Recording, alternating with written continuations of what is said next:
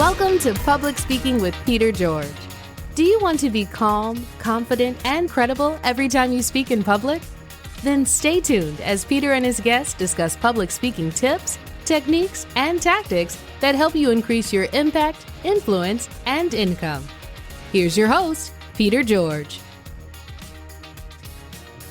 You may have loved public speaking from a young age, but it's more than likely that you'll learn to love it over time.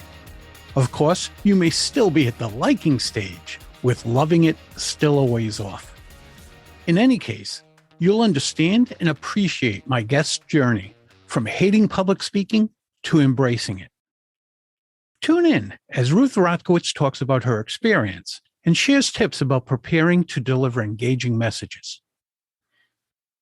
Ruth hated public speaking as a student because she didn't want others looking at her.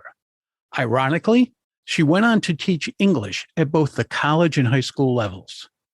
An author of 2 novels, Escaping the Whale and the prequel, The Whale Surfaces, she currently resides in Arizona, where she conducts talks for the Phoenix Holocaust Association. Here's my conversation with Ruth Rotkowitz. Hi, Ruth. Welcome to the show. Thank you. Pleasure to have you here. Ruth, you've been speaking for a while. Before you became involved with public speaking, what was your attitude towards it? I was terrified of it. When I was a child, I was very shy, very self-conscious. I could talk to some. I had friends. I played after school. I could talk on a one-on-one with anyone. But in a classroom, I would never raise my hand. Even if I was the only one that knew the answer, I would never raise my hand. And the reason was I hated when everyone, when someone gets called on in a class, everyone turns and looks at that person, I would die. I hated everyone looking at me. And I had a physical reaction to that. I thought something was really wrong with me. I would blush, and I mean blush to the roots of my hair. People would say, oh, well, look at you, you're bright red. And then, of course, I would blush more. So my fear of the blushing made me never raise my hand. So that went through elementary, through high school, through college.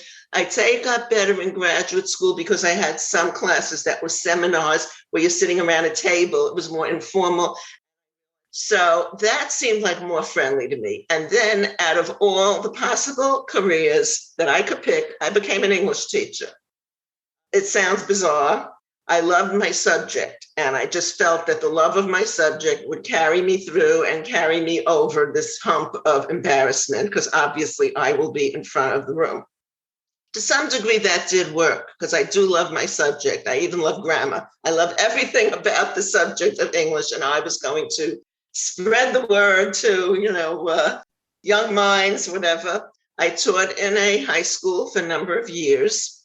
And then when I moved from New York to New Jersey, usually the minute I open my mouth, people say, oh, you're from New York, I can tell. It used to bother me. I have to lose that accent. And now, hey, everyone has a regional accent. I'm a proud New Yorker. That's fine. I moved on to college teaching in New Jersey. I worked at 2 community colleges, and I loved it. It was so different. I think because the age ranges, I had every age from right out of high school to people older than myself. And I enjoyed that mix. I enjoyed having, adults with teenagers, and I really got interested in them. But I think I was gradually losing that self-consciousness. It wasn't completely gone, but I was gradually losing it. And especially when I taught writing, I had to read people's written work in class or ask them to read it. And that's when you realize how important it is to know how to speak in public. And I also coached teenagers privately. And very often they had to do a presentation and were upset they didn't know how to do it. I would work with them, and I could see the problems. And it's the same problem so many people have. People rush through and talk really fast. Have you ever been in an audience where someone's speaking and you can't catch a word because they're going so fast? And I think that's part nervousness. I just want to get through it. I don't know. I think I did it too. People would sometimes say to me when I was teaching, slow down, slow down. Index cards are my best friend. I'll write notes to myself like enunciate, slow down, look up. I have 2 points from what you said. One is I hated English. Aww. So no offense, but I hated English. If there was one class I did not want to go to, it was English. Till I was a senior in high school. I had a teacher, and actually she passed away about a month ago, Susan Kaplan. She made all the difference in all the success I've ever enjoyed in life. Why? Just what she instilled in me. I fought it. I fought it every step of the way. She and I did not get along at all. After getting out of the corporate world, I started a publishing company, so English certainly came in handy there.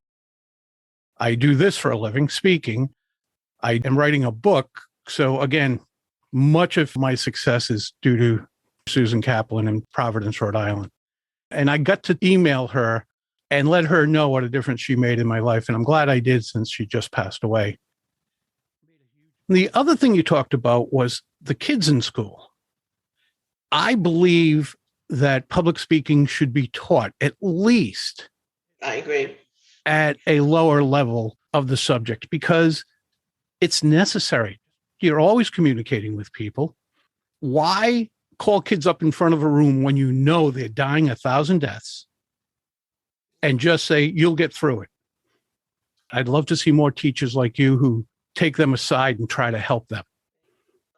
Well, the high school I taught in New York, the kids had to take English every semester. They were there, for 4 years, except one semester was dedicated to speech instead of English. Nice. I don't know what they did in speech, but I would hope that they worked on speaking, on public speaking. I really do not know, though. I don't know. Maybe they worked on how to form a coherent speech. I don't know. I agree with you. It's part of life. There are hardly any jobs where you don't have to speak in some way, in some form.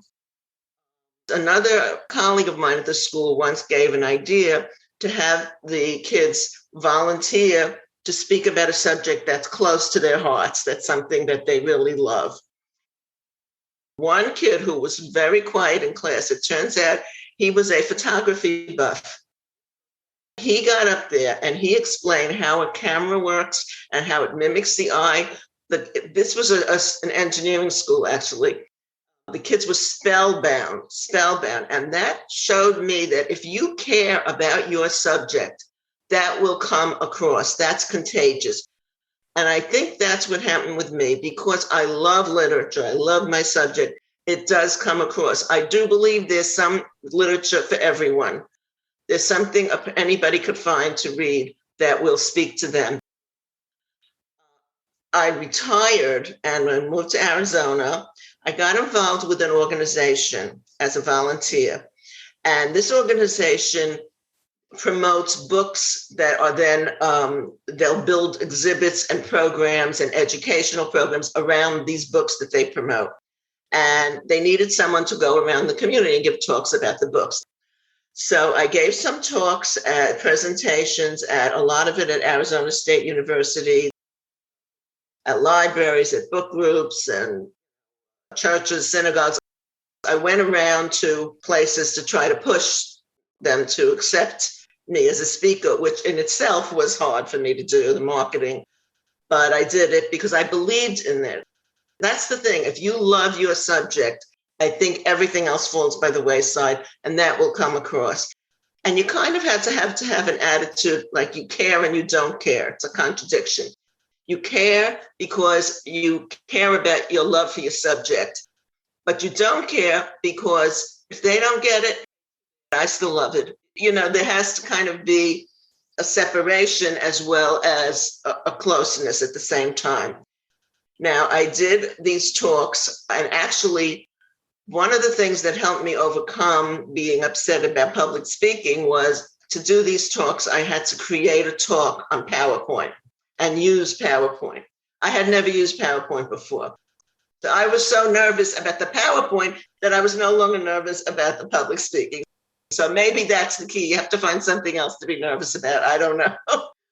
The talks were very successful. And I found that I was not only not self-conscious anymore, but I wasn't even nervous about if I was challenged in some way. Sometimes there'll be someone in the audience that thinks they know more than you or doesn't believe what you're presenting.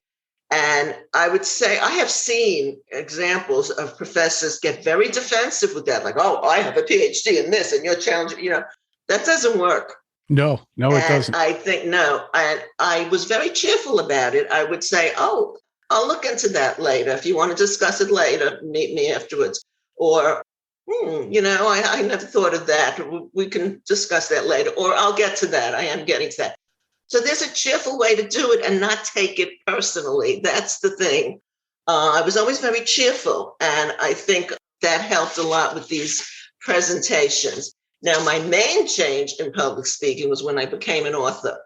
I was always an author of small things, articles, stories, poems, but that never involved public speaking. In April 2020, my debut novel was published, my first novel. Now, that was the beginning of the lockdown.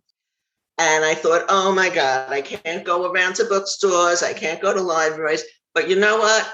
With Zoom becoming so popular, it worked out better for me because I could speak to audiences all over the country. I did push myself through emails mostly, which was easier for me than even phone calls because I'm more comfortable writing than speaking and pushing myself that way. Because again, if you're a self-conscious, shy person, you don't want to push yourself at all. You want to melt into the background, but you can't in this situation. It's amazing how when you write a book, that gets you in front of people. It does. Or some organizations contacted me because the content of my book, when it got out, it may have resonated with their agenda. And in most cases, I had to contact them because there's a lot of competition out there. Right. And I had to say, I think my novel will speak to your audience and, explain why. And you have to take a lot of rejection. I mean, that's part of any arts world. It's a part of sales. Exactly. You're selling yourself at that point. It's the reason why you should be there speaking. I think that helped me the most because I love talking about my books. I have 2 out now. And I love getting the comments from people. And people then go subscribe to my website as a result of my talks, which is very gratifying to me because I keep a blog on my website. I write regularly in the blog and I get constant reactions, constant comments, and get to know people that way. And now I'm running an interview series. In fact, it's been suggested, why don't you turn this into a podcast? I said, I don't know if I have that in me, but I'm running with my novels. My novel focuses on a protagonist who is a daughter of Holocaust survivors. I am a child of Holocaust survivors, and the organization I work with is the Phoenix Holocaust Association. But my book is not just that. It's a coming-of-age story. It's a woman's story. It's a story about mental illness, how you react to the people in your life, how you stand up for yourself. And I love my subject and talking about my book. So when I'm in front of a group now, that's what propels me, is that I love this subject. And kind of all your worries and your nervousness sort of falls away when you get caught up in that, as long as you remember your public speaking tips, not dropping the end of the sentence, looking up, walking around if you can. Obviously on Zoom, you're not walking around. But caring deeply about your subject, because I even noticed that if I go to a talk, even if the talk on a subject that I'm not particularly interested in, if the speaker is really into it, that comes across. It's contagious. And you start thinking, oh, gee, that is kind of interesting. Maybe I am, interested in that. So that's really, where I am now, is trying to get these speaking engagements. Now, some things are in person and some things are still on Zoom. So it's kind of a mix. Everyone's confused. They don't know what they can do and what they can't do. Yeah, I think we're all working our way through this as we go, especially as we get a little more freedom out there to meet in person, and then it's right back. So we're all kind of navigating that. Ruth, you've mentioned a few tips. Note cards, finishing your sentence without trailing off, which is a great one to add. What other things can you share with our listeners? Okay. Looking up, looking at your audience, and trying to make like a personal connection through something else. For example, the first two books that I talked about for the organization, the first one was called The Children of Williston Lane, and the second was called Violins of Hope. Both of them deal with Holocaust experiences, but through music. They both deal with music. In Children of Williston Lane, the main character is a young girl who, it's the author's mother, who was en route to become a concert pianist. She was very talented. And she was sent from Austria to England, as many kids were, to wait out the war.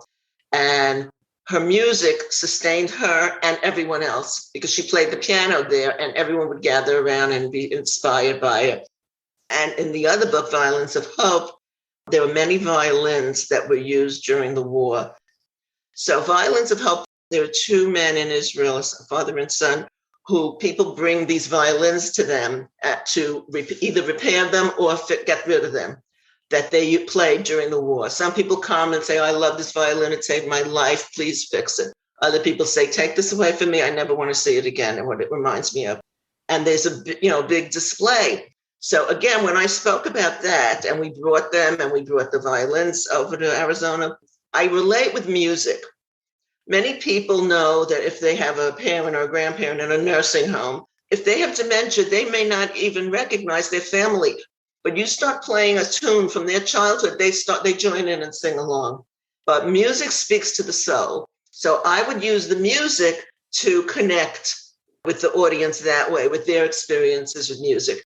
So I think if you can find some experience that they may have shared or understood to connect to what you are talking about, that also helps a lot. You have to modify your voice. That I found too. I have listened to speakers where it was a total monotone. And maybe that's nerves, I don't know. But you have to modify your voice. Now, this, I think, came pretty naturally to me. And people who've had an acting background are terrific at this. You just have to be able to be natural. And when you're naturally talking to someone, you're not giving a speech in a monotone. You are modulating your voice and varying your tone. And I think that's a very important feature also of public speaking. That conveys your message as much as the words do. It gives a context. Ruth, how do you prepare to speak? I take my index card, write my little notes, and I line them up in front of me. And sometimes I don't even take them along. It's just writing them out helps you. And I just always remember that I love what I'm talking about. I prepare, obviously. I look into who I'm going to be speaking to, what kind of audience it will be, age groups if possible. Even though, well, yes, when I'm talking about the novels, that does matter because there are teenage issues in my novels. So if I'm speaking to teachers, high school teachers, or teenagers, yes, I will emphasize that. It's what you're going to emphasize. In most cases, I would say the preparation is in your content and in remembering that people are looking at you and listening to you. You're not just typing out a message. And I think that really has carried me through. What do you feel when you are speaking is the single most important point to focus on? I would say your love for your subject. Because even if you get challenged in some way, you can handle it then. You can say, okay, that's how you feel about it. You want to talk about it later, fine. Once I had someone really keep interrupting and had some agenda, and I said to him, here's a piece of paper and a pen. Write down all your points and give them to me at the end. I want to see them and we'll discuss it.